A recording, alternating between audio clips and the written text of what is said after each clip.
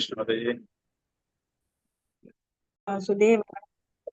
ओम नमो भगवते वासुदेवाय। ओम नमो भगवते वासुदेवाय।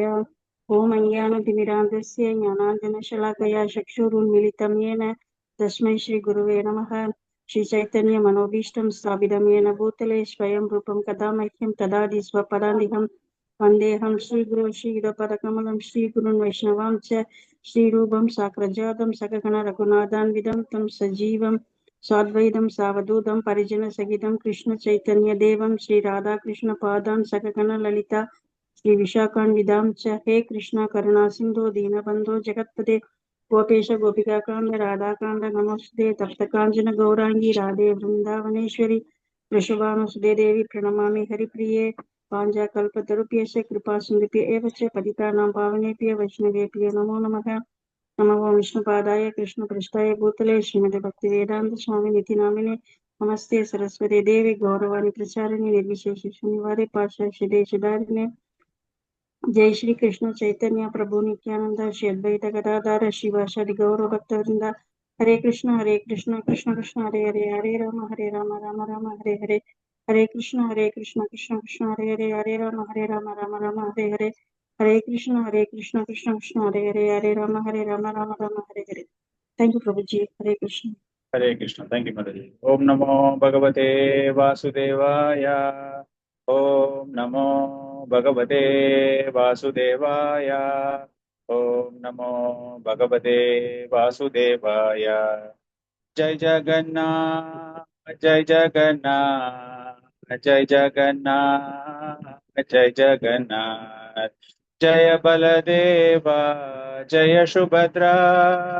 जय बलदेवा जय सुभद्रा।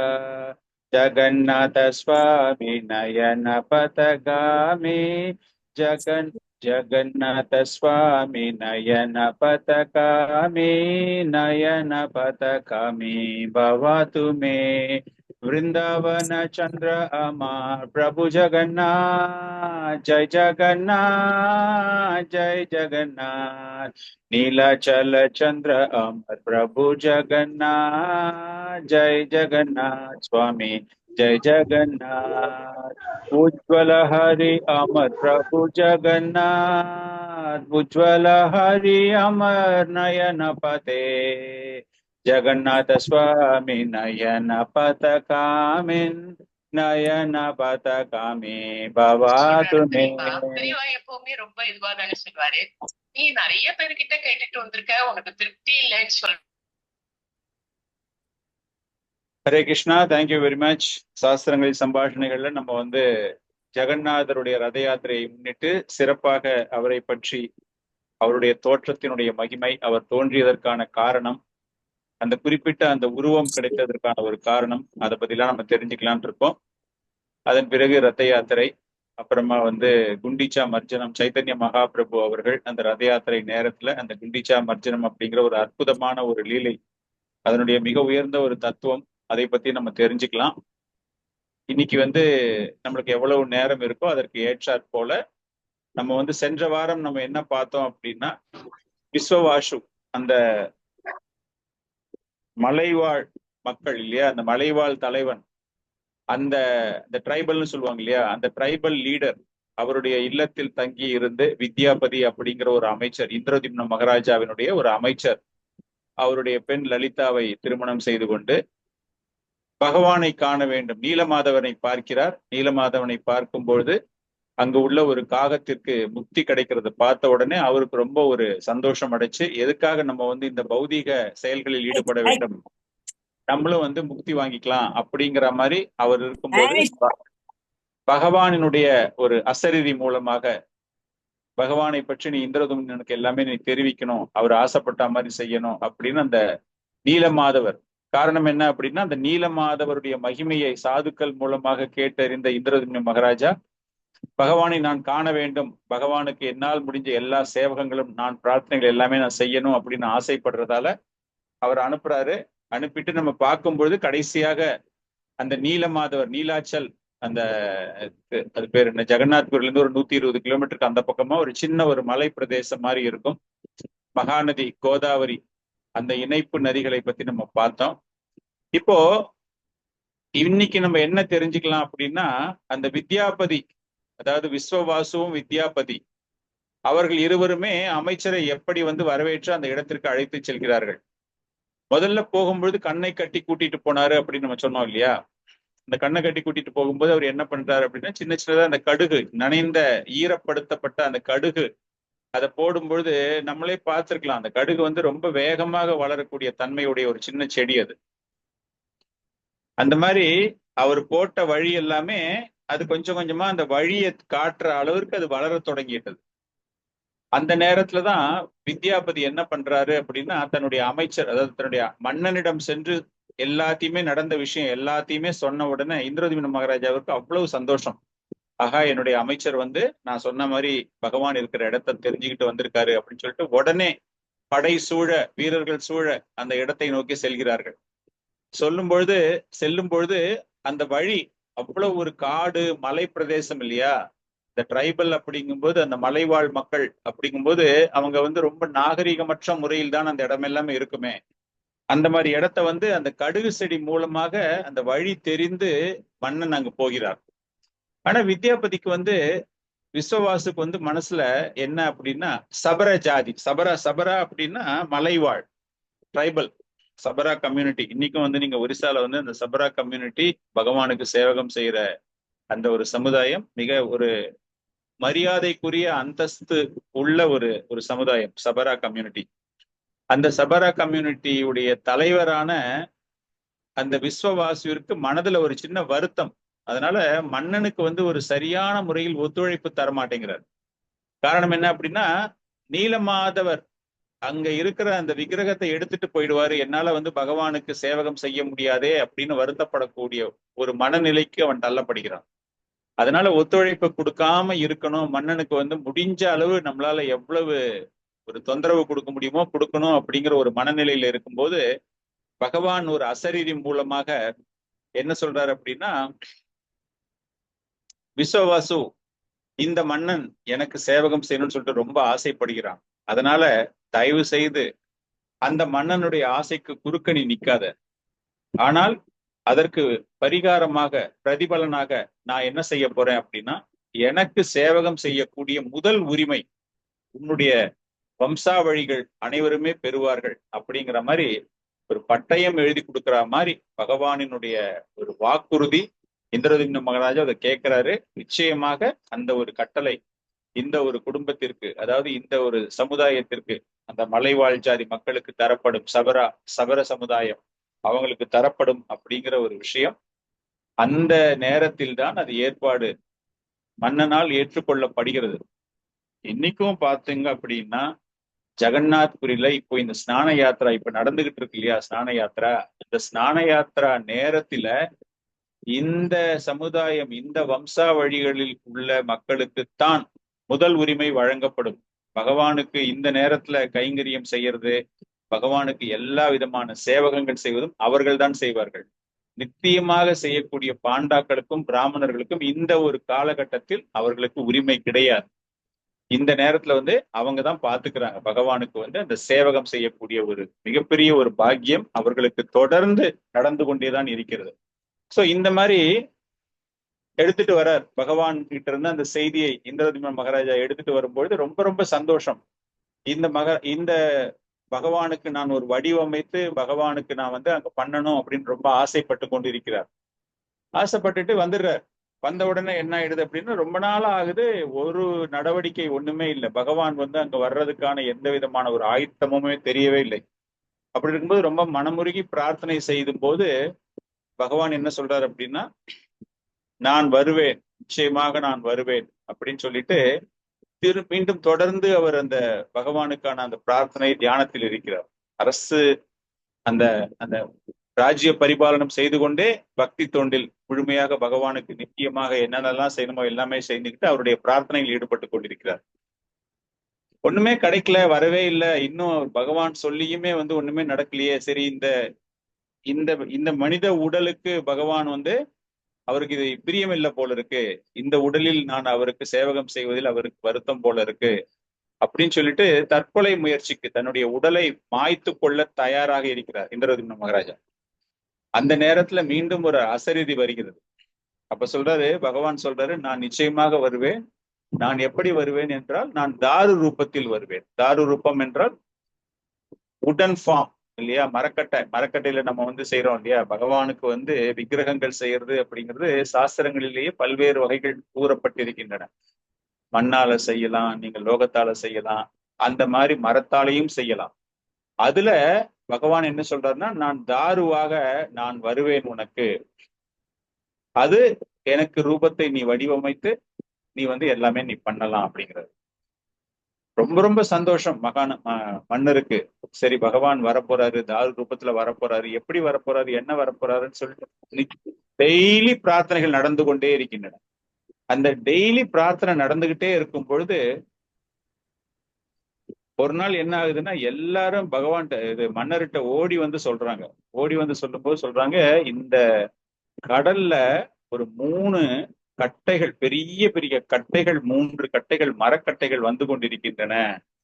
இந்த மரக்கட்டைகள் என்ன அப்படிங்கும்போது அவருக்கு அசரதியில் சொன்ன அந்த அந்த வார்த்தைகள் அவருக்கு தெரிகின்றன. இது வந்து பகவான் தாரு ரூபத்தில் வருவேன்னு சொல்லியிருக்காரு இல்லையா, அந்த தாரு ரூபத்துலதான் அவர் வராரு போல் இருக்குன்னு சொல்லிட்டு ரொம்ப ரொம்ப சந்தோஷமாக அவர் வந்து அந்த இடத்தை நோக்கி செல்கிறார். அங்க போய் பார்த்தா அத சாதாரண மக்களால அந்த உருவத்தை, அந்த அந்த கட்டைகளை வந்து அந்த கடல்ல இருந்து வெளியே எடுக்கவே முடியல. அந்த அளவிற்கு அது வந்து ஒரு பலமான, அவ்வளவு ஒரு ஸ்ட்ராங் வுட் அது. என்னென்னமோ யானையை எல்லாம் எடுத்துட்டு வந்து என்னென்னமோ பிரார்த்தனை பண்ணி பண்றாங்க, ஒண்ணுமே கிடைக்க மாட்டேங்குது. மீண்டும் இந்திரதும்னன் பகவானை மனமுருகி, ஆஹா, நான் வந்து உங்களுக்காக இவ்வளவு சேவகம் பண்ணணும்னு ஆசைப்பட்டுக்கிட்டு இருக்கேனே, நீங்க இந்த மாதிரி எனக்கு வந்து உங்களுடைய தாரு கிடைச்சும், எனக்கு இந்த மரக்கட்டைகள் கிடைச்சுமே வந்து என்னால ரூபம் பண்ண முடியாம நான் இருக்கேனே அப்படின்னு பார்க்கும் பொழுது பகவான் அந்த பிரார்த்தனைக்கு மயங்கி அப்புறமா ரொம்ப ஈஸியா அப்படியே இழுத்த உடனே அந்த கட்டை வர்ற மாதிரி அந்த கட்டை வருகிறது. சோ அதுதான் முதலாக தாரு ரூபத்தில் பகவான் ஜெகநாதபுரி, இன்னைக்கு நம்ம கோயில் பாக்குறோம் இல்லையா, அந்த கடற்கரை, நீங்க வந்து யாராவது பூரி ஸ்ரீ கஷேத்திர பரிக்கிரமா போயிருந்தீங்க அப்படின்னா தெரியும். அந்த இடத்துல வந்து அந்த கடற்கரை ஓரத்தில் அந்த மிதந்து வந்த கட்டையை அவர்கள் எடுக்கிறார்கள், அந்த மரத்தை எடுக்கிறார்கள். சோ அந்த ஞாபகமா அங்க ஒரு கோயில் ஒண்ணு இருக்கு. நம்ம அந்த இது போகும்போது, பரிக்கிரமா போகும்போது பார்க்கலாம். இந்த கோயிலுடைய பெயர் என்ன அப்படின்னா சக்கரதீர்த்தா ஆலயம். கொஞ்சம் மெயின் ரோட்ல இருந்து கொஞ்சம் உள்ள நடந்து போனோம். நடந்து போகும்போது கடற்கரையை ஒட்டி அமைந்த இந்த கோயில், அங்க வந்து பகவானுக்கு ஒரு 3 அந்த விக்கிரகங்கள், மெயின் டெம்பிள்ல பாக்குற மாதிரி அந்த விக்கிரகங்கள் வந்து அங்க வச்சிருப்பாங்க. அந்த சக்கரதீர்த்த ஆலயம். இதுல பகவான் சொல்றாரு இல்லையா, விஸ்வவாசுவை பார்த்து சொல்றாரு, நீ வந்து கவலைப்படாத, உனக்கு நிச்சயமாக அந்த உரிமை தரப்படும் அப்படின்னு. பகவான் எவ்வளவு மிகச்சிறந்த ஒரு கருணை. தன்னுடைய பக்தர்களுக்காக அவர்கள் எப்படி பிரார்த்தனை பண்ணினாலும் பரவாயில்ல, அந்த பிரார்த்தனையை பகவான் ஏற்றுக்கொண்டிருக்கிறார். நான் சொன்ன மாதிரி ஈவன் டுடே பிராமணர்கள் இல்லாத அந்த சமயத்தை சார்ந்தவர்கள், அவங்களுடைய கைங்கரியத்தை பகவான் ஏற்றுக்கொள்கிறார்.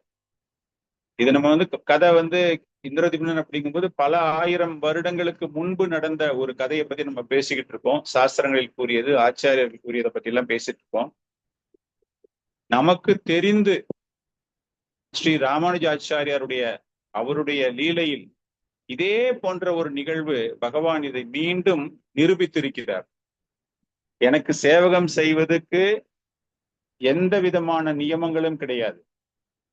என்னுடைய பக்தர்கள் எப்படி விருப்பப்பட்டு அவர்கள் செய்கிறார்களோ அதே மாதிரிதான் நம்ம செய்யணும் அப்படிங்கிற ஒரு விஷயம் அங்கு நிரூபிக்கப்படுகிறது. ராமானுஜாச்சாரியார் நம்ம எல்லாருக்குமே தெரியும், வைஷ்ணவ சம்பிரதாயத்துல வந்து மிகச்சிறந்த அந்த ஸ்ரீ சம்பிரதாயத்தினுடைய ஆச்சாரியார், மிகப்பெரிய ஆச்சாரியர் அவர். அவருடைய காலத்துல அவர் இந்தியா முழுவதும் சுற்றுப்பயணம் செய்து, இப்போ வந்து நிறைய ஆச்சாரியர்கள் எப்படி பல்வேறு நாடுகளுக்கு எல்லாமே வெளியே போயிட்டு பக்தியை பரப்புகிறார்களோ, அது போல அந்த காலகட்டத்தில் சிவ வழிபாடு, விஷ்ணு வழிபாடு, அந்த ரெண்டுக்குமே வந்து நிறைய ஒரு போட்டி, பொறாமை நிறைந்த நிலை, அந்த மாதிரிலாம் நடந்துகிட்டு இருந்த காலம் அது. சிவனடியார்கள் அவங்க என்ன பண்ணுவாங்கன்னா வைணவர்களை வந்து எந்த அளவுக்கு தொந்தரவு பண்ண முடியுமோ அந்த அளவுக்கு தொந்தரவு பண்ணுவாங்க. சிவனடியார்களுக்கு ஆதரவாக இருக்கக்கூடிய மன்னர்கள் வைஷ்ணவர்களை கொடுமைப்படுத்திய காலம். அதே போல வைஷ்ணவர்களுக்கு ஆதரவாக இருப்பவர்கள் சிவனடியார்களை கொடுமைப்படுத்திய காலம். அந்த அளவுக்கு ஃபேனட்டிசம், ரிலீஜியஸ் ஃபேனட்டிசம். அப்படி இருக்கும்போது சோடகங்கா அப்படிங்கிற ஒரு அரசர் அப்ப வந்து ஒரிசா மாநிலத்தை ஆண்டு கொண்டிருக்கிறார். சோ ராமானுஜாச்சாரியர் என்ன பண்றாரு அப்படின்னா, அவர் அந்த மாதிரி சுற்றுப்பயணம் போகும் பொழுது அந்த சுற்றுப்பயணத்துல அந்த மன்னர் வந்து he is favorable to வைஷ்ணவிசம். ஜெகநாதர் ஜெகநாதர் அப்படின்னாலே விஷ்ணு இல்லையா, வைஷ்ணவிசம் தான். So favourable to Vaishnavas. அவர் வந்து உடனே ராமானுஜாச்சாரியர் ரொம்ப சந்தோஷமாக வரவேற்று ஆலயத்துல கூட்டின்னு போயிட்டு அவருக்கு என்னெல்லாம் மரியாதை செய்ய முடியுமோ அவ்வளவு மரியாதை எல்லாமே செஞ்சு எல்லாமே பண்றார். அங்க வந்து நியமங்களை எல்லாம் பார்க்கும் பொழுது அவருக்கு ரொம்ப ரொம்ப மனசுக்கு ரொம்ப ஒரு வேதனை தரக்கூடியதாக இருக்கிறது ராமானுஜாச்சாரியருக்கு. என்ன இவங்க இந்த மாதிரி பண்றாங்க, ஒரு வைஷ்ணவ கலாச்சாரம் வேதங்களில் கூறப்பட்டுள்ளது போல இவங்க எதுவுமே செய்ய மாட்டேங்கிறாங்களே, இதையெல்லாம் நம்ம மாத்தணும். இதையெல்லாம் மாத்திட்டு பஞ்சராத்திர விதி, பஞ்சராத்திர நியமங்கள் அப்படிங்கிற அந்த நியமங்கள் படி நம்ம ஜெகநாத் புரியில எல்லா விஷயங்களும் இவர்களுக்கு நாம் சொல்லித்தர வேண்டும் அப்படிங்கிற ஒரு விஷயத்த மன்னருக்கு எடுத்துரைக்கிறார். மன்னருக்கு ரொம்ப சந்தோஷம். நீங்க நிச்சயமா நீங்க இதை பண்ணணும், இதை உடனே நீங்க பண்ணி கொடுங்க அப்படின்னு கேட்கும்போது, சரி நீங்க வந்து என்ன பண்ணுங்க, எல்லா பிராமணர்கள் அந்த பிரீஸ்ட் பாண்டாஸ் இருக்காங்க இல்லையா, அவங்களை எல்லாமே வந்து ஒரு இடத்துல வந்து அசம்பிள் ஆக சொல்லுங்க, நான் நாளைக்கு காலையில வந்து உங்க எல்லாருக்குமே சொல்லி கொடுக்குறேன் அப்படின்னு. பஞ்சராத்திர விதிமுறைகள் அப்படின்னா பஞ்ச அப்படிங்கிறது என்னென்ன பஞ்ச அப்படின்னா பர, வியூக, விபாவ, அந்தர்யாமி, அர்ச்ச. இந்த 5ம் சேர்ந்ததுதான் பஞ்சா. இன்னைக்கு நம்ம வந்து இஸ்கான்ல இதைத்தான் ஃபாலோ பண்ணிட்டு இருக்கோம். இஸ்கான்ல வந்துட்டு நம்ம சாண்டிங் பண்றோம் அப்படிங்கிறது that is one of the process. But இந்த பஞ்சராத்திர விதிகள் நாரத முனி வந்து நிறைய இதை பற்றி நிறைய சொல்லியிருக்காரு. நம்ம வந்து இதை ஃபாலோ பண்றது அதுதான். பட் இது வந்து ஒரு நியமங்கள், ஒரு சாஸ்திரங்கள் மூலமாக ஒரு உயர்ந்த தத்துவ நோக்கில் புரிந்து கொள்ள வேண்டும். பர, வியூக, விபாவ, அந்தர்யாமி, அர்ச்ச. பர அப்படின்னா அவர்தான் பரம்பொருள், முழுமையானவர். he is the highest, he is the supreme. So அந்த பகவானினுடைய ஆன்மீக ரூபம், அவர் வைகுந்தத்தில் இருக்கிறார். நம்ம கோலோக விருந்தாவன் அப்படிங்கிறோம், வைகுந்த லோகம் ஸ்ரீ சம்பிரதாயத்துல வந்து நாராயணா ஃபார்ம் ஆஃப் வர்ஷிப், அது நமக்கு தெரியும். கிருஷ்ண வழிபாடு அப்படிங்கும்போது நாராயணருக்கும் கிருஷ்ணருக்கும் என்ன அப்படின்னா, Narayana is an official form, Krishna is a personal form. நம்ம வீட்டுல எப்படி ரொம்ப ஜாலியா இருப்போம், நம்மளுக்குன்னு ஒரு வேலைக்காக நம்ம வெளியே போகும்போது அந்த அலுவலுக்கு ஏற்றாறு போல நம்முடைய ஆடை அலங்காரம் எல்லாம் மாறுகிறது இல்லையா. சோ அது போல அந்த நாராயணா ஃபார்ம் அப்படிங்கும்போது அது வைகுந்த லோகம். சோ இந்த பர அப்படிங்கிறது இந்த ஸ்ரீ சம்பிரதாயம் பஞ்சராத்திரா அதுல பார்க்கும்போது இந்த பர அப்படிங்கும்போது இந்த முதன்மை, இந்த பரம்பொருள், அவருடைய நித்தியமான லோகம், இதையெல்லாம் தெரிந்து கொள்ள வேண்டியது ஒரு பக்தனுடைய கடமை. சோ அதுக்கான முறைகளை எல்லாம் நம்ம எடுத்து கூற வேண்டும். நம்ம ஒரு பக்தி ஒண்ணு பண்றோம், பகவானுக்கு நம்ம தொண்டு செய்யறோம் அப்படிங்கும்போது அதெல்லாம் தெரிஞ்சுட்டு நம்ம பண்ணணும். அதே போல வியூகா அப்படிங்கும்போது அந்த பரம்பொருளிலிருந்து என்னென்ன அவதாரங்கள்லாம் வருகிறது, அது முக்கியமாக பார்க்கும்போது ஃபர்ஸ்ட் 4 எமனேஷன்ஸ், முதல் 4 விஸ்தரிப்புகள் அப்படின்னு நம்ம பார்க்கும்போது நம்ம சொல்லுவோம் இல்லையா, வாசுதேவா, சங்கர்ஷ்ணா, பிரத்யும்னா, அனிருதா. இந்த விரிவங்கங்களிலிருந்து தான் பல்வேறு வகையான விரிவங்கங்கள் வருது அப்படிங்கிறது நம்ம படிச்சிருக்கோம் பாகவத்துல. சோ அதை பற்றி தெரிந்து கொள்ள வேண்டியது வியூகா. அதன் பிறகு விபாவா அப்படிங்கும்போது அவருடைய பல்வேறு வகையான அவதாரங்கள், பகவான் எடுத்த அவதாரங்கள், ராமச்சந்திரன், நரசிங்கர், பகவான் கிருஷ்ணர், அந்த மாதிரி அவதாரங்களை பற்றி தெரிந்து கொள்வது, அது வந்து விபாவா. அந்தர்யாமி அப்படிங்கும்போது பரமாத்மா ரியலைசேஷன் சொல்றோம் இல்லையா, அவரை நாம் பரமாத்மாவாக நினைத்து கொண்டு நம்முடைய மனதிலேயே இருக்கிறார் அப்படின்னு. 5வது அர்ச்சா அப்படிங்கும்போது விக்கிரக வழிபாடு. சோ இந்த 5 பேஸ் பண்ணித்தான் நம்மளுடைய வழிபாட்டு முறைகள் அமைய வேண்டும். ஃபார் எக்ஸாம்பிள், நீங்க வந்து அந்தர்யாமி அப்படிங்கும் போது நீங்க யோக பயிற்சியில் ஈடுபடுகிறீர்கள் என்றால் you will be treated as an impersonalist. அருவவாதி அப்படிங்கிற மாதிரி நம்மளை சொல்லிட்டு அதற்கு ஏற்றாற் போல நம்முடைய வழிபாட்டு முறை எல்லாரும் பயணமும் ஒரே மாதிரி பயணம் தான் இருக்கும். ஆனால் அந்த உணர்வு ரியலைசேஷன் இஸ் கம்ப்ளீட்லி டிஃப்ரெண்ட். அந்தர்யாமி ரியலைசேஷன்ல நீங்க பண்றீங்க அப்படின்னா பரமாத்மா ரியலைசேஷன். ஸோ அந்த இடத்துல பகவானுக்கு நீங்கள் சேவகம் செய்ய மாட்டீங்க. இதையெல்லாமே எடுத்து சொல்லி அவர்களுக்கு செய்ய வேண்டும் அப்படிங்கிற ஒரு விஷயத்துல ராமானுஜாச்சாரியர் எல்லாரையுமே அழைத்து கொண்டிருக்கிறார். இதை ஏன் அவர் அழைக்கிறார் அப்படின்னா அவங்க எல்லாருமே ஈவன் டுடே, ஈவன் இன்னைக்கு கூட நம்ம பார்த்தோம் அப்படின்னா பூரியில சக்தி ஆகமா நியமங்கள், சக்தி ஆகமா நியமங்கள் அப்படின்னா சங்கராச்சாரியார் ஷைவைட்ஸ். இதற்கு என்ன காரணம் என்றால் சங்கராச்சாரியார் நமக்கு தெரியும் இல்லையா, காஞ்சிபுரம், துவாரகா, அது போல பூரி, அதுல ஒரு சங்கராச்சாரியார் இருக்காரு. எல்லாருமே சிவனை வழிபடுபவர்கள், சக்தியை வழிபடுபவர்கள். சோ இவங்க கொடுத்த நியமங்களை அந்த பாண்டாக்கள் வைஷ்ணவர்கள் அவங்க வழிபடக்கூடிய தெய்வம் யாரு அப்படின்னா வைஷ்ணவர், பகவான் கிருஷ்ணர், ஜெகநாதர், அவரைத்தான் வழிபட்டாலும் கூட அவர்களுடைய நியமங்கள் சக்தி ஆகம நியமங்கள். சக்தி ஆகம நியமங்கள் அப்படின்னா it is like a conversation type. அந்த பாவ நிலை. நம்ம ஒரு குழந்தை, ஒரு அம்மா அந்த குழந்தைகிட்ட ஒரு சர்வீஸ் ஒண்ணு, அந்த குழந்தைய சேவகம் செய்து, குழந்தைக்கு அம்மா சேவகம் செய்யறாங்க இல்லையா, அந்த குழந்தையை பராமரிப்பது, அந்த குழந்தைக்காக உணவு வழங்குவது, அந்த அன்பை பொழிவது எல்லாமே பார்க்கும்போது it is a conversation type. பாவம், அன்பு அத மாதிரி பிரதிபலிக்கக்கூடிய அந்த தோரணையில் அவர்கள் வழிபாட்டு முறைகள். பஞ்சராத்திரா அப்படிங்கிறது it is a glorification of the lord. Purusha Sukta அப்படின்னு நம்ம பாக்குறோம் இல்லையா, புருஷ சுக்தம் எதற்காக செய்யப்படுகிறது? புருஷ சுக்தம் படிச்சிருந்தீங்கன்னா உங்க எல்லாருக்குமே தெரியும்.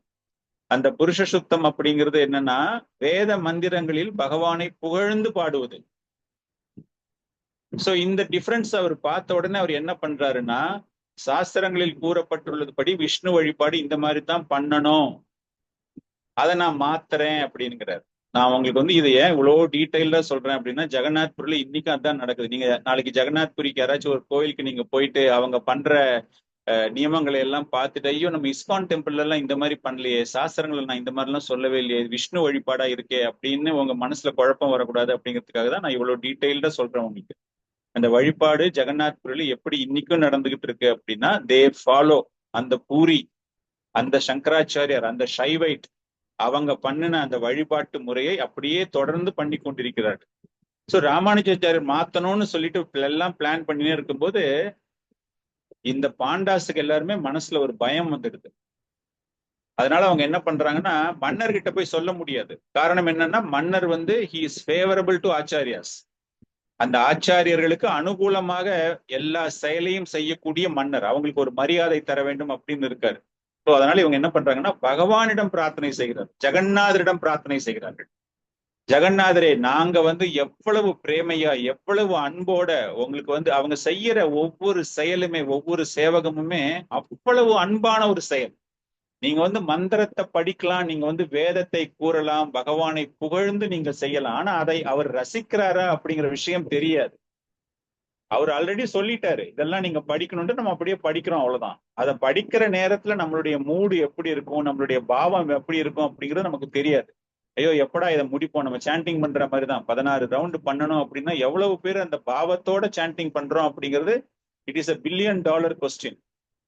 ஆனால் இந்த சேவகம் அப்படின்னு செய்யும் பொழுது பகவானுக்காக சேவகம், almost we are also doing the same thing, devotional service. Chaitanya Mahaprabhu பக்தி தொண்டுன்னு சொல்றல, இந்த பக்தி தொண்டு அந்த பாவ நிலை அவங்க பண்ணும் பொழுது அவங்களுக்கு அவ்வளவு ஒரு ஒரு அந்த அந்த உள் உணர்வு, பகவானுக்காக நம்ம செய்யறோம், ஜெகநாதருக்காக நம்ம செய்யறோம் அப்படிங்கும்போது அவ்வளவு அருமையாக செய்யறதை பகவான் ரசித்து கொண்டிருக்கிறார். அவங்க செய்யறது அவருக்கு அவ்வளவு பிடிச்சிருக்கு.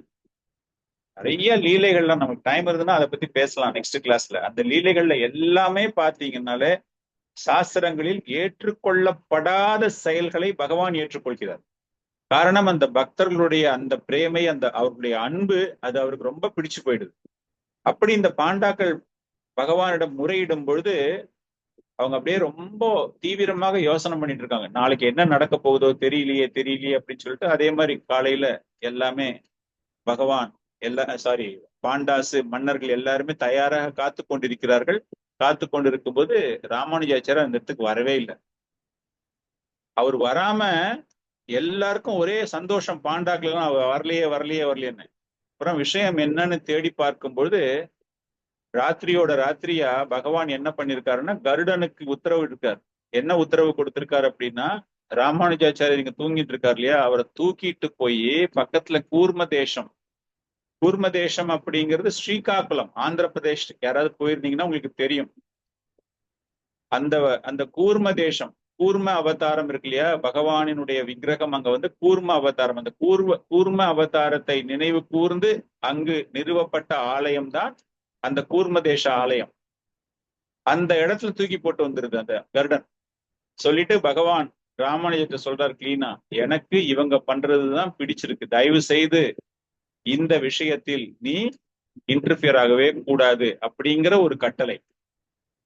இந்த மன்னருக்கு ராமானுஜாச்சாரியர் மீது எதற்கு அந்த அளவிற்கு ஒரு மிகச்சிறந்த ஒரு ஃபேவரிட்டிசம், அவர் செய்யறதை எதுவுமே அப்போஸ் பண்ண மாட்டாரு அப்படின்னா, அலால் நாத் அப்படின்னு நம்ம சொல்றோம் இல்லையா, இந்த 10 நாள் இந்த ஸ்நான யாத்ரா டு ரத யாத்ரா, இந்த டியூரிங் திஸ் 14 days, இந்த 14 நாட்களில் ஜெகநாதருடைய ஆலயம் மூடி இருக்கும். ஜெகநாதரை தரிசிக்கவே முடியாது நம்மளால அந்த நாட்களில்.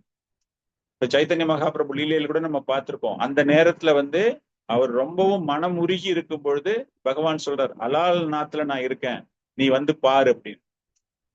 இன்னைக்கு நம்ம கூறக்கூடிய இந்த அலால் நாத் அப்படிங்கிறத ராமானுஜாச்சாரியார் அந்த நேரத்துல, அந்த சோடகங்கா ராஜா இருக்கிற நேரத்துல வந்த போது அதற்கு அவர் இட்ட பெயர் என்ன தெரியுமா? ஆழ்வார் நாத். ஆழ்வார்கள் நாத் அப்படின்னா லார்ட் ஆஃப் ஆழ்வார்ஸ், ஆழ்வார்களின் பகவான். நம்ம எப்படி வந்து இன்னைக்கு கோஸ்வாமி சொல்றோம், சத் கோஸ்வாமிஸ் நம்ம சொல்றோம் இல்லையா, அந்த மாதிரி ஆழ்வார்கள், அந்த 12 ஆழ்வார்கள் அவங்கதான் வந்து வைஷ்ணவைசம் ஸ்ரீ சம்பிரதாயத்துல வந்து, not Sri Sampradaya Vaishnavas, but Sri Sampradayas prominently displayed them. Prominently அவங்கள பத்தி ரொம்ப புகழாக அவர்களுடைய சேவகத்தை பத்தி அந்த ஒரு சம்பிரதாயத்தில் நம்ம வந்து பிரம்ம மாதவ கௌடிய சம்பிரதாயத்துல பார்க்கும்போது நம்ம சத்கோஸ்வாமி செய்த பல்வேறு வகையான பக்தி தொண்டை பத்தி நம்ம பேசுறோம், படிக்கிறோம்.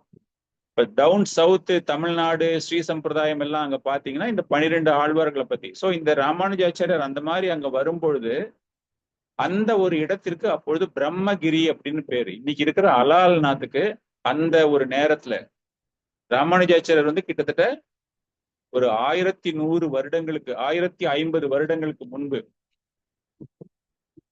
அந்த நேரத்துல அங்க வராரு அவர். பிரம்மகிரின்னு எதற்கு அப்ப பெயர் வைக்கப்பட்டது என்றால், சத்திய யுகத்தில் பிரம்மதேவன் அந்த இடத்துல பிரார்த்தனை பண்றார். இது ஆக்சுவலா இந்த ஜெகநாதருடைய டெம்பிளுக்கும் இந்திரதிபன் கோயில் கட்டுறதுக்கும் பிரம்மதேவனுக்கும் அலால் நாத்திற்கும் எப்படி ஒரு தொடர்பு, எதற்காக இந்த ஜெகநாதபுரியில இருக்கிற நேரத்துல இந்த 14 நாட்களில் அங்க போயிட்டு நம்ம வழிபாடு செய்யலாம்னு ஏன் சொல்றாங்க அப்படிங்கிற விஷயத்திற்காகத்தான் நான் இந்த கதையை உங்களுக்கு சொல்றேன். இப்போ அந்த அலால் நாத், ஆழ்வார் நாத் அப்படின்னு ராமானுஜாச்சார் பெயர் மாற்றம் செய்து அந்த ஆழ்வார் நாத்துக்கு முன்னாடி அந்த இடத்தினுடைய பெயர் பிரம்மகிரி. அந்த பிரம்மகிரி அப்படிங்கிறது சத்திய யுகம். சத்திய யுகத்துல பிரம்மதேவர் அந்த இடத்துல பிரார்த்தனை பண்ணும் பொழுது பகவான் பிரதிஷ்டையாக தோன்றி 4-handed ஃபார்ம், சத்துர்புஜ ரூபம், சங்கு சக்கர கதா பத்மா, அந்த 4கையும் கைகளில் ஏந்தியபடி பகவானுடைய தரிசனம் கிடைத்து பிரம்மதேவரை ரொம்பவும் சிறப்பாக அவருக்கு வந்து ஒரு சந்தோஷம், உன்னுடைய பிரார்த்தனையில் மயங்கினேன் அப்படின்னு சொல்லிட்டு அந்த இடத்துல வந்து ஸ்தாபிக்கப்படுகிறது. இன்னும் அந்த ஸ்டோரி ஆஃப் த டெம்பிள் எல்லாமே பாத்தீங்கன்னா it is a self manifested. பகவான் அங்க வந்து சுயமாக தோன்றுகிறார் பிரம்மதேவருடைய பிரார்த்தனையில். அந்த பிரம்மகிரிங்கிற பேரைத்தான் இவர் வந்து மாத்துறாரு. சோ பகவான் அங்க வந்து தோன்றி இருக்கிறார் சுயமாக. இங்க ஜெகநாதரும் சுயமாக தோன்றுகிறார், ஆனால் தாரு ரூபத்தில் தோன்றுகிறார். சோ அதனாலதான் இந்த 14 தினங்களில் பகவானை இங்க தரிசிக்க முடியல அப்படின்னா சுயமாக தோன்றிய அங்க போய் பார்க்கலாம். சோ அதனால இந்த அரசருக்கு ராமானுஜாச்சாரியர் மேல அவ்வளவு ஒரு மரியாதை. அவர் வந்து எல்லாத்துக்குமே ஒத்துக்கிறாரு. அந்த பெயரை மாத்தும் போது கூட பிரம்மகிரி அப்படிங்கிற பெயரை ஆழ்வார்நாத் அப்படிங்கிற மாத்துறாரு.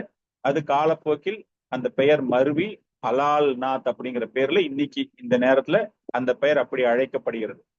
ஆனால் பகவான் ஒரே பகவான் தான். சத்திய யுகத்திலிருந்து இன்னைக்கு இருக்கிற இந்த கலியுகம் வரைக்கும் 400 ஃபார்ம் ஒன்லி அந்த டைட்டிஸ் தான். பிரம்மதேவருடைய பிரார்த்தனைக்காக பகவான் மகிழ்ந்து அங்கு ஸ்தாபித்துக் கொள்கிறார். அதனாலதான் சைத்தன்ய மகாபிரபுவுக்கு வந்து கூறப்படுகிறது, இங்க இருக்கிறது அங்க இருக்கிறது ஒரு வித்தியாசமுமே கிடையாது. அங்க போய் தரிசனம் பண்ணினாலும் ஜெகநாத் புரியில தரிசனம் பண்ண மாதிரி தான். என்ன ஒரே ஒரு டிஃபரன்ஸ் அப்படின்னா, that form of the lord தாரு ரூபத்துல பார்க்கிறது.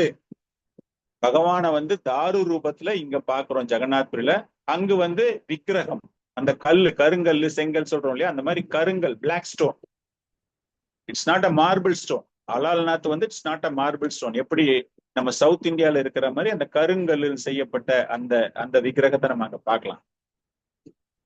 சோ இந்த மன்னர், அரசன், பாண்டாக்கள் இவங்களுக்கு நடந்த இந்த நிகழ்வு ஜெகநாதருக்கு ரொம்ப ரொம்ப பிடிச்சு போய் பாண்டாக்களுக்காக அவர் என்ன பண்றாரு, நீங்க பண்ணிட்டு இருக்கிறத தான் நான் ஏற்றுக்கொள்ள போகிறேன். ராமானுஜாச்சாரியர் சொல்றதை நீங்க யாரும் ஃபாலோ பண்ண வேண்டிய அவசியமே கிடையாது அப்படின்ட்டு ராமானுஜாச்சாரியர் வந்து கூர்ம தேசத்துல அங்க போட்டுடுறாங்க. அந்த கூர்ம தேசத்தில் பகவான் இந்த மாதிரி அவருடைய கனவில் தோன்றி இந்த மாதிரிலாம் நடந்தது அப்படின்னு சொல்லும் பொழுது, அந்த கூர்ம தேசத்தை அவர் அங்க என்ன பண்றாரு அப்படின்னா, வைஷ்ணவர்கள் இல்லையா, அந்த வைஷ்ணவ சம்பிரதாயம் பகவானினுடைய ஒரு அவதாரம். இந்த பஞ்சராத்திர விதியில ஒண்ணு வந்து பகவானினுடைய அம்சங்கள் நம்ம பார்த்தோம், இன்கார்னேஷன்ஸ். பகவான் எப்படி பல்வேறு வகையான அவதாரங்களை எடுக்கிறாரு அப்படிங்கிற ஒரு விஷயத்தையும் நம்ம பார்த்தோம் இல்லையா. அந்த மாதிரி பகவானினுடைய விபாவங்கள் அங்கு அவருடைய அவதாரம், கூர்ம அவதாரம். அந்த ஒரு புகழுக்காக அந்த கோவில், இப்ப இருக்கிற கோயில் வந்து ராமானுஜாச்சாரியாரால் புனரமைக்கப்பட்டது. He has renovated the temple. அந்த டெம்பிள் ஆல்ரெடி அங்க இருந்தது, பல வருடங்களாக இருந்த ஒரு ஆலயம். அதனுடைய ஹிஸ்டரி பாத்தீங்கன்னா, it is from 2nd century AD. இப்போ வந்து நம்ம கிட்டத்தட்ட ஒரு 2000 வருஷத்துக்கு முன்னாடி இருக்கே அந்த கோயில் இருக்குது. அதுவும் சிவன் வழிபாடு, வைஷ்ணவர் வழிபாடு அப்படின்னு நிறைய நிறைய நிறைய டிஃபரன்ஸ். பகவான் விஷ்ணுவே அங்க வந்து சிவபெருமானுக்காக அந்த ஆலயத்தை நிறுவியதாக வரலாறு. So greatest Vaishnava Sivan, greatest Vaishnava. அதனால அவருக்காக நிறுவப்பட்ட ஆலயம்.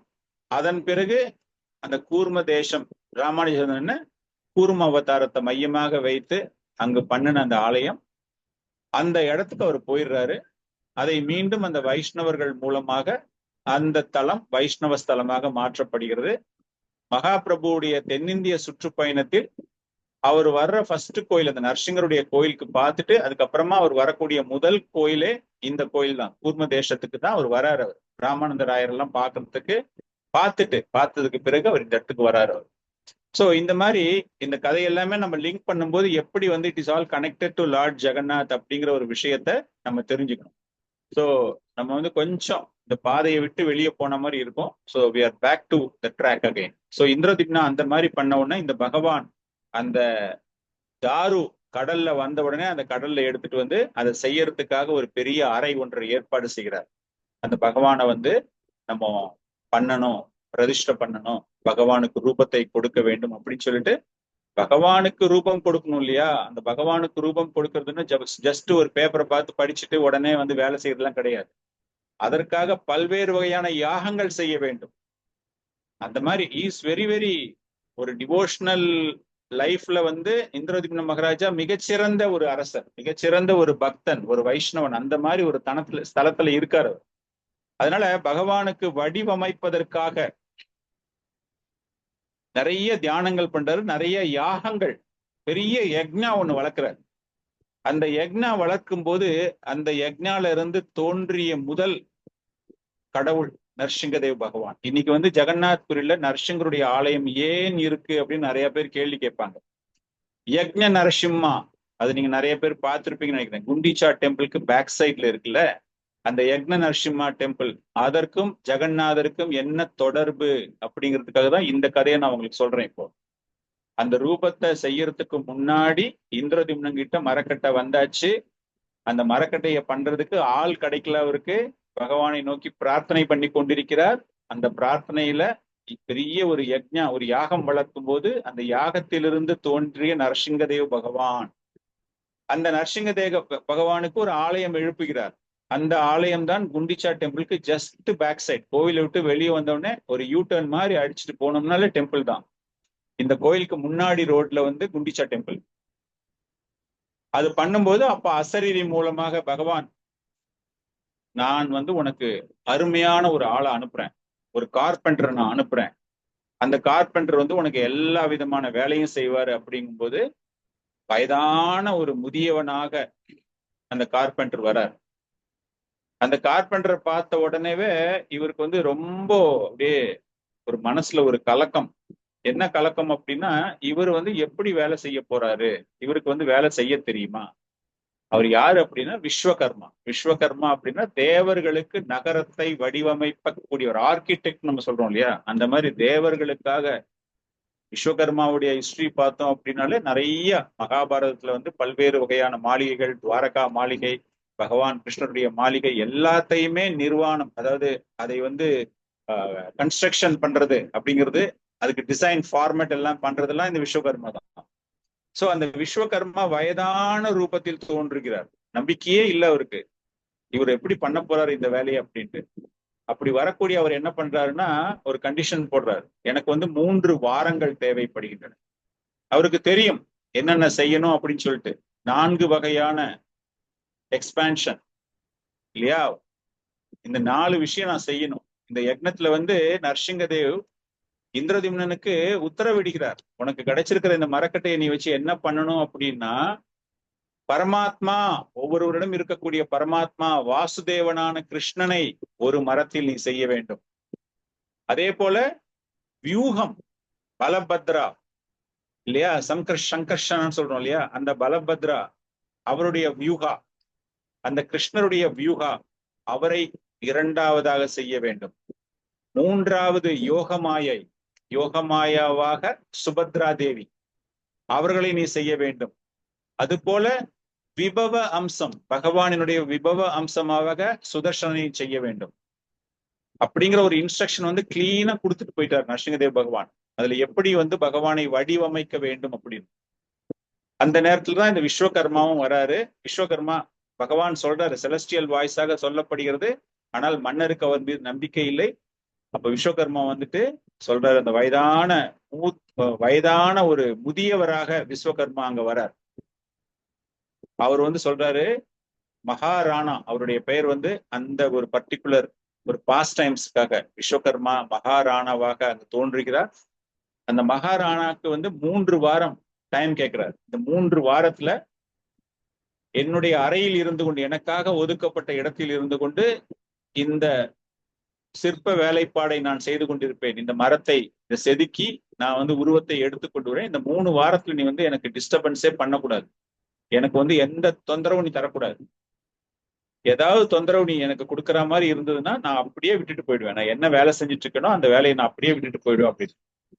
மன்னரும் ரொம்ப சந்தோஷமாக ஏற்றுக்கொள்கிறார். இல்ல தாராளமா நீங்க போய் பண்ணுங்க அப்படின்னு சொல்லிட்டு அவருக்காக ஒதுக்கப்பட்ட ஒரு பெரிய ஒரு ஒர்க் ஷாப் மாதிரி ஒரு அறையில வந்துட்டு எல்லாமே கொடுக்கப்படுகிறது அவருக்கு. அவர் வேலையை செஞ்சுட்டு இருக்காரு.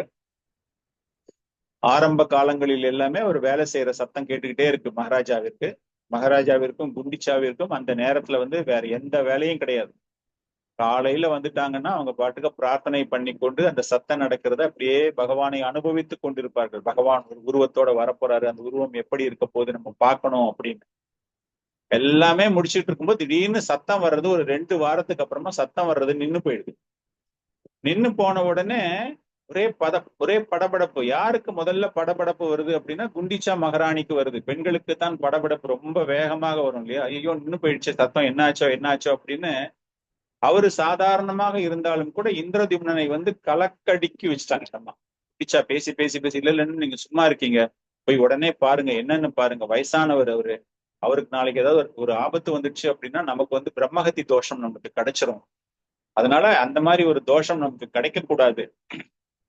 நீங்க வந்து உடனே என்னன்னு போய் பாருங்க அப்படின்னா இந்த ப்ரெஷர்ல தாங்க முடியாம அவர் என்ன பண்றாருன்னா, இந்திரதிம்னா 2 வாரங்களுக்கு பிறகு அதை போய் அவரு என்ன கண்டிஷன் ஒத்துக்கிட்டாரோ அந்த கண்டிஷனை மீறி அந்த கதவை முன்கூட்டியே திறந்து விடுகிறார். 21 days பொறுத்து திறக்கணும் அப்படிங்கிற அந்த கதவை ஆஃப்டர் 14 days அந்த அந்த நேரத்துக்கு முன்னாடியே போய் கதவை திறந்துடுறார். அந்த கதவு திறக்கிறது தெரிஞ்சதோ இல்லையோ அப்படியே விஸ்வகர்மா மறைந்து விடுகிறார். அவர் எப்படி போனாரு, என்ன போனாரு, அதெல்லாம் யாருக்குமே தெரியாது. Completely immediately half completed stage. அந்த விக்கிரகங்கள் எல்லாமே முழுமையாக முடிவே அடையவில்லை, பாதியிலேயே இருக்கு எல்லாமே. இப்ப நம்ம இன்னைக்கு பகவானை பாக்குறோம் இல்லையா, 2 கைகள் இல்லாமல், கால்கள் இல்லாமல், கண்கள் இல்லாம, அந்த கண் இமைகள் இல்லாமல், அந்த மாதிரி ஒரு ஃபார்ம்ல நம்ம பாக்குறோம் இல்லையா, அந்த மாதிரி ஒரு ஃபார்ம்ல அவர் அப்படியே நிறுத்தப்படுகிறார். அதை பார்த்த உடனே அப்படி ஒரு படபடப்பா இருக்கு. ஆஹா, நான் எவ்வளவு பெரிய தப்பு பண்ணிட்டேன், போயிடுச்சே, இந்த மாதிரி ஆயிடுச்சேன்னு சொல்லிட்டு மனமுருகி அழுகிறார் பகவானை நோக்கி. பகவானே, இந்த மாதிரி நான் தவறு செய்து விட்டேன், உங்களுடைய முழு ரூபத்தையும் என்னால பார்க்க முடியல, இந்த மாதிரி ஒரு ரூபத்துல நான் எப்படி உங்களை பிரதிஷ்டை பண்ணுவேன் அப்படிங்கும்போது, அப்ப பகவான் மீண்டும் அசரீர ரூபமாக தோன்றுகிறார். இப்ப நீ பாக்குற இந்த ஃபார்ம் தான், இதுதான் உண்மையான, it is a divine form, உன்னதமான ஒரு ரூபம், திவ்யமான ஒரு ரூபம் இந்த ரூபம். இதற்கும் மற்ற ரூபங்களுக்கும் எந்த விதமான மாற்று வித்தியாசங்களுமே கிடையாது. இது என்னுடைய லீலையினுடைய ஒரு அம்சம். இந்த லீலை பிரகாரம் எனக்கு இந்த ரூபம் கிடைத்திருக்கிறது அப்படின்னு சொல்லிட்டு, அந்த லீலை பகவான் அந்த ரூபம் எப்படி விடப்பட்டிருக்கிறதோ அதே ஒரு ரூபத்தோட அவருக்கான அந்த பிரதிஷ்டை செய்யறதுக்கு ஏற்பாடுகள் நடைபெறுகிறது. சோ இந்த பிரதிஷ்டை செய்யணும் அப்படிங்கும் போது அதற்கான நிறைய கர்மாக்கள், அதாவது நித்திய நியமங்கள் நிறைய இருக்கு இல்லையா, அந்த நியமங்களை எல்லாத்தையுமே அவர் செய்யணும். அதற்கு ஒரு பிரம்மதேவரை அழைத்து வருகிறார்.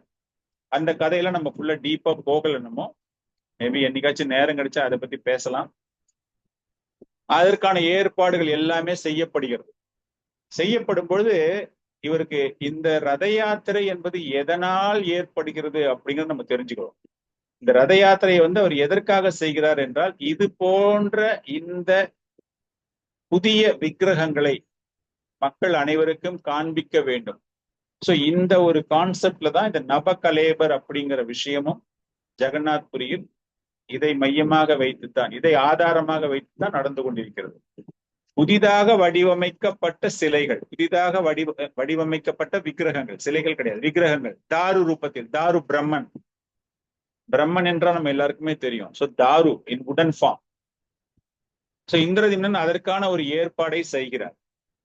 அந்த ஏற்பாடு செய்வது அதுதான் ரத யாத்திரை அப்படிங்கிற ஒரு, அப்ப அவரு துவக்கி வைத்தது அந்த ரத யாத்திரையை தான் நம்ம இன்னைக்கு பார்த்துட்டு இருக்கோம். அவர் பண்ணினது எப்படின்னா, புதுசாக வடிவமைக்கப்பட்டது. ஃபர்ஸ்ட் டைம் இல்லையா, அந்த அந்த அந்த ஐடல்ஸ் வேர் மேட், தாரு பிரம்மன் பண்ணப்பட்டது.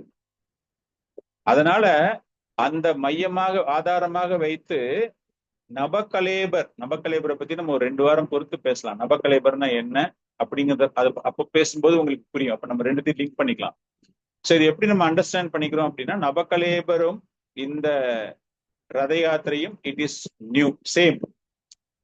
வை இட் இஸ் கால்டு சேம் அப்படின்னா, புதுசா வரக்கூடிய ரூபத்துக்கு மக்கள் அனைவருக்கும் இந்த தரிசனம் கிடைக்க வேண்டும் அப்படிங்கிற ஒரு விஷயத்திற்காக, ஜாதி சமய நிறம் மொழி வேறுபாடு எதுவும் இல்லாமல் அனைவருக்கும் பகவானுடைய தரிசனம் கிடைக்க வேண்டும் அப்படிங்கிறதுக்காக பகவான் வெளியே வரார்.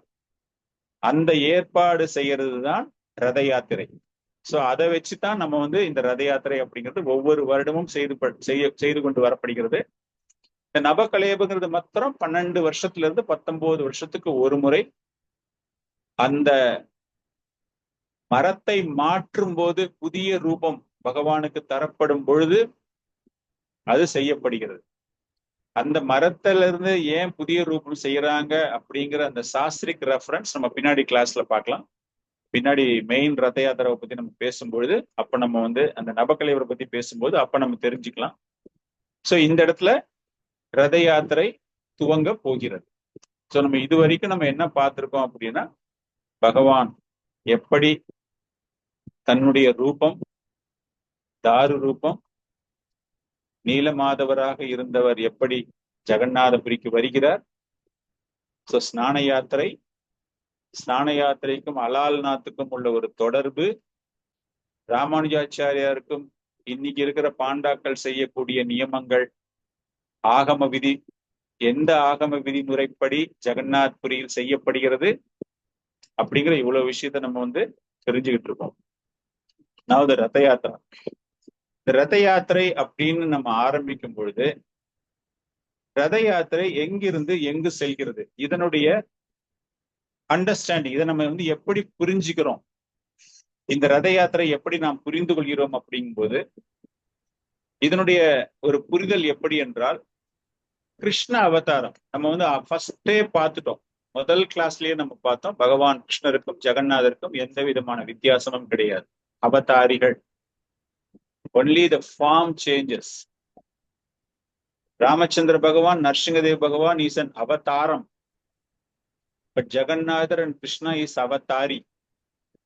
எப்படி கிருஷ்ண பரமாத்மா தன்னுடைய கிருஷ்ண லீலையில் பல்வேறு வகையான செயல்களில் ஈடுபட்டு கொண்டிருந்தாரோ அதை எல்லாமே ஜெகநாதர் ரூபத்துல வந்து அதை நினைவில் கொண்டுதான் எல்லாமே ஜெகநாதருக்கு நடக்கின்றது. சோ கிருஷ்ணர் வந்து கடைசியாக சென்ற இடம் எங்க போனாருன்னா துவாரகா. அந்த ஃபுல் ஸ்டோரி நமக்கு தெரியும். குழந்தை பிறந்து குழந்தை வந்து எப்படி வந்து மதுராவில் இருந்து பிருந்தாவனம் போயிட்டு, பிருந்தாவன்ல இருந்து திரும்ப மதுராக்கு வந்து, அதன் பிறகு குருக்ஷேத்திர யுத்தம், அதன் பிறகு துவாரகா தேசத்தினுடைய அதிபதியாக மாறியது, எல்லாமே அவர் அங்க போறாரு. சோ துவாரகால வந்துட்டு பகவான் அங்க போறாரு அப்படின்னா அஷ்ட ஐஸ்வர்யங்களோடு துவாரகாவில் இருக்கிறார் இல்லையா? துவாரகா அப்படின்னா என்னது? துவாரகா என்றால் ராஜா, ஐஸ்வர்ய பாவம். பகவானுக்கு துவாரகையில் கொடுக்கப்பட்ட ஒரு பாவம் எப்படிப்பட்ட பாவம் என்றால் ஐஸ்வர்யம். காரணம் வந்து ராஜா அப்படின்னா அவர் எப்படி இருப்பாரு? ராஜான்னா வந்துட்டு சாதாரணமா இருப்பார், அவரு பல்வேறு வகையான அம்சங்கள் உடையவர் இல்லையா? அப்படிப்பட்டவர் எங்க இருந்து ஃபர்ஸ்ட் போயிருக்காரு? பிருந்தாவன்ல இருந்து போயிருக்காரு. பிருந்தாவன்ல பகவான் எப்படி இருந்தார்? சாதாரணமான, அங்க என்ன ரசம்? அங்கு வந்து மாதுரி ரசம். மாதுரி ரசம் என்றால் பிரேமை. பகவான் மேல everybody was showing love and affection. அந்த மாதுரிய ரசம். சோ ஐஸ்வர்ய ரசத்திலிருந்து மாதுரிய ரசத்திற்கு பகவான் மாறுவதுதான் இந்த ஜெகநாத ரத யாத்திரையினுடைய மகிமை. காரணம், அவர் ஆரம்பத்துல இருந்தே கோபியருடைய அன்புக்குத்தான் அவர் அடிமை. அந்த அன்புதான் தன்னால் மறக்க முடியாதது, மிகவும் உன்னதமானது, மிகவும் உயர்ந்தது அப்படின்னு சாஸ்திரங்கள்ல பல்வேறு இடங்களில் பல்வேறு லீலைகளில் நாம் அதை தெரிந்து கொண்டிருக்கிறோம். சோ இந்த பாவத்துல ஜெகநாதபுரி, ஜெகநாத ஸ்ரீமந்திர் ஆலயத்திலிருந்து குண்டிச்சா ஆலயம் வருவது என்பது துவாரகால இருந்து பகவான் பிருந்தாவன் வர்றதுக்கான ஒரு சரிசமமான ஒரு புரிதல். இது எப்படி ஆரம்பிக்குது அப்படின்னா, குருக்ஷேத்திர யுத்தம் எல்லாமே முடியுது. பகவான் பிருந்தாவனத்துல இருந்து போனதுக்கு அப்புறமா அவர் வரவே இல்லை பிருந்தாவனத்துக்கு, கோபியர்களை பார்க்கவே இல்லை. ஆனா மனசு முழுக்க கோபியர்களோடையே இருந்து கொண்டிருக்கிறது. நடுவுல மாத்திரம் உத்தவர் ஒரு வாட்டி வரும்போது பகவானே அங்க வர்ற மாதிரி நினைச்சுக்கிட்டு அந்த ஒரு லீலைகள்லாம் பாகவத்துல ரொம்ப சிறப்பாக கூறப்பட்டிருக்கும். எப்படி அனைவருமே வந்து ஒரு விப்ர லம்ப பாவம் சொல்றோம் இல்லையா, அந்த பிரிவில் பகவானை எப்படி அவர்கள் அனுபவித்தார்கள் அப்படிங்கிற ஒரு அற்புதமான விஷயம் அந்த இடத்துல எல்லாமே இருக்கும். பகவான் வந்து 6 ஐஸ்வர்யங்களில் துறவு, ரினவுன்சர் அப்படிங்கிற ஒரு துறவு என்ன, அதுக்கான ஒரு அர்த்தம் என்ன அப்படின்னா, ஒரு இடத்தை விட்டு அவர் போயிட்டார் அப்படின்னா திரும்ப அந்த இடத்த பத்தி நினைக்க மாட்டாரு, திரும்ப வரமாட்டார். நினைக்க மாட்டாருன்னா மனசுல நினைப்பாரு, திரும்ப அந்த இடத்துக்கு வரவே மாட்டார். That is called the ரினவுன்சிங். 6 ஐஸ்வர்யங்கள்ல ஒரு ஐஸ்வர்யம் அவருக்கு துறவு. அந்த மாதிரி அந்த பிருந்தாவனத்தை விட்டுட்டு அவர் போயிடுறாரு இல்லையா? அந்த மாதிரி போகும்போது எல்லாமே முடிச்சுட்டு துவாரகால வந்து அவர் மன்னராக இருக்கும்பொழுது அப்போ ஒரு சூரிய கிரகணம் ஒண்ணு குருக்ஷேத்ரால வந்து ஸ்நானம் செய்தால் மிகவும் சிறப்பு அப்படிங்கிற ஒரு விஷயம். அப்போ வந்து எல்லா பெரியவர்கள் 11வது ஸ்கந்தத்துல நம்ம வந்து அது பத்தி ரொம்ப சிறப்பாக இருக்கும். நான் எல்லாத்தையுமே ரொம்ப சுருக்கமா சொல்றேன். அந்த நேரத்துல பகவான் குருக்ஷேத்ராவுக்கு வரப்போறாரு அப்படிங்கிற விஷயம் நந்த மகாராஜாவுக்கு தெரியுது. நந்த மகாராஜாவும் ரொம்ப நாளா மகனை காணவில்லை, யசோதாமாய்க்கு மகனை காணவில்லை. அவர் குருக்ஷேத்ராவுக்கு வராரே, நம்ம எல்லாரும் பிருந்தாவனத்துல இருந்து நம்ம குருக்ஷேத்ராக்கு நம்ம போலாமா நம்ம எல்லாரும் போய் பார்க்கலாம் அப்படின்னு ஒரு ஏற்பாடு செய்யும் பொழுது பிருந்தாவனத்துல இருக்கிற எல்லாருமே வந்து ரொம்ப சந்தோஷப்படுறாங்க. எல்லா கோபியர்களும் ஆமா நல்ல ஐடியா, வாங்க எல்லாரும் போலாம் எல்லாரும் போலாம் எல்லாரும் போலாம் அப்படின்னு எல்லாரும் பிளான் பண்ணிட்டு அந்த கிரகணத்தன்னைக்கு ஸ்நானம் பண்ணா நல்லது அப்படின்னு சொல்லிட்டு அங்க எல்லாருமே வராங்க. அங்க பகவானும் வருகிறார். சோ அந்த அந்த நேரத்துல அந்த கோபியர்கள் எல்லாருமே அந்த குருக்ஷேத்ராவில் அந்த சூரிய கிரகணத்தப்போ பகவானை கடத்தி செல்வதாக அங்க ஒரு சின்ன லீலை ஒன்று நடக்குது. அந்த இடத்துல அதாவது அந்த துவாரகையில இருக்கக்கூடியவரை கோபியர்கள் பிருந்தாவனத்தில் இருக்கக்கூடியவர்கள் கடத்தி செல்கிறார்கள். அந்த மாதிரி ஒரு லீலை. சோ அதனுடைய ஒரு பிரதிபலிப்பு தான் இங்கு பிருந்தாவனத்திற்கு குண்டிச்சா, அந்த பிருந்தாவனத்திற்கு பகவான் இங்க வரார். எங்கிருந்து வராரு அப்படின்னா துவாரகாயிலிருந்து வருவது. சோ இதுதான் வந்து இந்த ஒரு சிறப்பு அம்சம். இது நான் வந்து ஒரு ஜஸ்ட் ஒரு அவுட்லைன் மாதிரி தான் கொடுத்துருக்கேன். நம்ம நெக்ஸ்ட் கிளாஸ்ல இதை பத்தி ஃபுல்லா டீட்டெயிலா நம்ம படிக்கலாம், அதை பத்தி தெரிஞ்சுக்கலாம் நம்ம. சோ இந்த மாயாப்பூர், சைத்தன்ய மகாபிரபு, ஜெகநாத்புரி பிளஸ் விருந்தாவன், இந்த மூன்றுமே நம்ம வந்து பார்க்கும்பொழுது பஜனஸ்தலி அப்படிங்கும்போது இந்த மாதிரி ஒரு பக்தர்களுக்கு எப்படி அதை நாம் புரிந்து கொள்வது அப்படின்னு பார்க்கும்போது ஜெகநாத்புரியும் நவத்வீப் மாயாப்பூர் இல்லையா, அது இரண்டுமே எப்படின்னா ஒரு சாதக நிலையில் கிருஷ்ண பிரேமையை வளர்ப்பவர்களுக்கு இந்த இரண்டு இடங்களுமே ரொம்பவும் சிறப்பான இடங்கள். ஜெகநாத்புரியில பிரசாதம் மூலமாக பகவானுடைய லீலையை அனுபவிப்பது, நவத்வீப் மாயாப்பூர்ல வந்துட்டு பகவானுடைய நாமத்தை ஜபிப்பது. சோ இது இரண்டுமே கிருஷ்ண பிரேமையை வளர்ப்பதற்காக. காரணம் என்னன்னா மாயாப்பூர்ல வந்து பகவான் கிருஷ்ணர் ரூபத்தில் ரூப நாமத்தில் கௌரநிதாய், பகவான் கிருஷ்ணர் அங்க வந்து எப்படின்னா ரூப நாமத்தோடு நம்மளுடைய அனர்த்தங்களை அபராதங்களை நம்முடைய இதயத்திலிருந்து வெளியே எடுப்பதற்காக அந்த நாம ரூபத்தின் மூலமாக கௌராநிதாயாக சைத்தன்ய மகாபிரபுவாக. ஆனால் ஜெகநாத்புரி அப்படிங்கிறது நம்ம மனசுல இருந்து அனர்த்தத்தை எடுக்கப்பட்ட இடம் அது மாயாப்பூர்ல. ஆனா இங்க ஜெகநாத்புரியில வந்து மனதில் பகவானை எடுத்து வருவது. அனர்த்தத்தை எடுத்துட்டீங்க அப்படின்னா அங்க என்ன வரப்போகுது அப்படின்னா பகவான் வரப்போறாரு.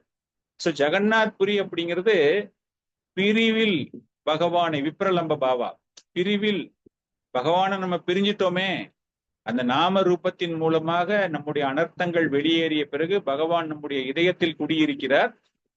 அப்படிப்பட்ட பகவான் நம்மளை விட்டுட்டு போயிட்டாரே அப்படிங்கும் பொழுது மனசு வேதனை அடைந்து பகவானோடு நம்ம இருக்கணும், பகவான் கிருஷ்ணரோடு நம்ம இருக்கணும், அவரோடு தொடர்ந்து நம்ம அவரை பார்க்கணும், அவருடைய அழகை நாம் அனுபவிக்க வேண்டும், அவருடைய சங்கமம் நமக்கு கிடைக்க வேண்டும் அப்படிங்கிற ஒரு பாவம் நமக்கு ஏற்படுவது பூரி.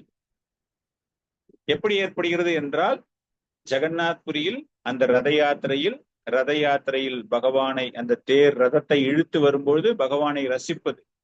சோ அதனாலதான் ரத யாத்திரை அப்படிங்கிறது எவ்வளவு முக்கியம் என்றால் அந்த நேரத்துல வந்து இது எப்படி நடந்தாலும் நம்மளும் அதுல கலந்துகிட்டு அந்த ரதத்தினுடைய வடத்தை பிடித்து இழுக்கும் போது நமக்கு வந்து எல்லா செல்வங்களும் கிடைக்கும். என்ன செல்வங்கள் கிடைக்கும் என்றால் அந்த விப்ரலம்பம், அந்த பகவானை விட்டு பிரிந்து வாடக்கூடிய அந்த துயரம் நமக்கு நீங்கும். அந்த பிரேமை, கிருஷ்ண பிரேமை அப்படிங்கிறது நமக்கு அப்பதான் கிடைக்குது. அதனால இந்த மூன்று தாமத்திற்கும் உள்ள ஒரு உறவு அப்படின்னு பார்க்கும்போது எப்படி இந்த உறவுகள் எல்லாமே நம்ம புரிஞ்சுக்கணும் அப்படின்னா இந்த ரத யாத்திரை மூலமா. இது ரொம்ப ஒரு உயர்ந்த தத்துவம். நம்ம வந்து ரத யாத்திரை அப்படின்னா எதுவுமே ஜாலியா கொலு பொம்மையை வச்சு இழுத்துட்டு போன மாதிரி நம்ம நினைச்சுக்கிட்டு இருக்கோம்.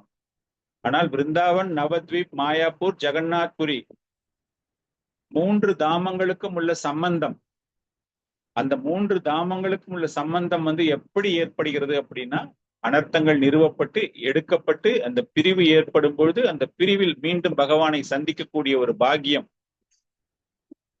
காரணம் நம்ம சொன்ன மாதிரி பகவான் அந்த ஐஸ்வர்ய பாவத்துல இருக்கிறாரு.